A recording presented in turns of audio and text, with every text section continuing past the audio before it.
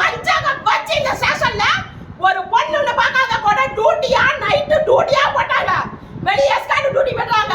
கேட்டதுக்கு நீ அப்படிதான் பார்த்தா அவனு சொன்னாங்க. இந்த ஸ்டேஷன்ல உள்ளவங்க இந்த இன்ஸ்பெக்டர் சார் ரொம்ப எல்லாருமே ரொம்ப டார்ச்சர் பண்ணிருக்காங்க. எனக்கு பதில் சொல்லி ஆகணும். இன்ஸ்பெக்டர் சார் சொல்லி ஆகணும். ஏன் பர்மிஷன் கொடுக்கல? ஒரு உட முடியாத பொண்ணை வந்து இப்படி போட்டு டார்ச்சர் பண்ணா எப்படின்னு கேட்கறேன். இல்லாத மக்கள் என்ன பண்ணுவாங்க? ஒரு டியூட்டி பார்த்துட்டு வந்தாலும் ஒரு டாக்டரை ரெஃபர் பண்ணிருக்கலாம். கவர்மெண்ட்ல இருக்கா இல்லையா? கவர்மெண்ட்ல ஒரு டாக்டர் கூட நீங்க ரெஃபர் பண்ண மாட்டீங்களா? ஒரு ஸ்டேஷன்ல முடியலனா என்ன பண்ணுவீங்க? முடியலையா தூக்கி போய் ஜிஹெச்ல அட்மிட் பண்ணுங்க. அவ உயிர் இருக்கு இல்ல அவங்க ஃபர்ஸ்ட் டைம் பார்த்துப்பாங்கல்ல.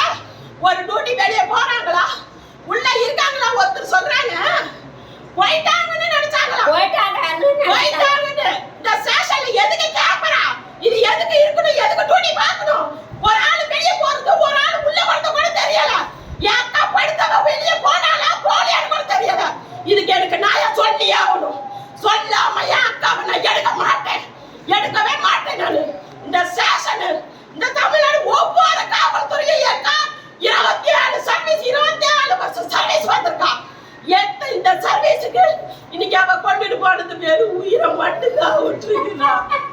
வெறும் உயிரை மடிச்சிட்டாங்க. ஒரு ஃபர்ஸ்ட் எய்டு பண்ணணுமா இல்லையா? ஒரு பார்த்துட்டு வந்த பொண்ணு நைட் எப்படி போச்சுன்னு கூட தெரியல. என் சாமி இத்தனை பேர் இருந்து ஒருத்தர் படம் பார்க்காத விட்டு இப்போ ஒரு உயிர் போச்சு நாளைக்கு வரும்.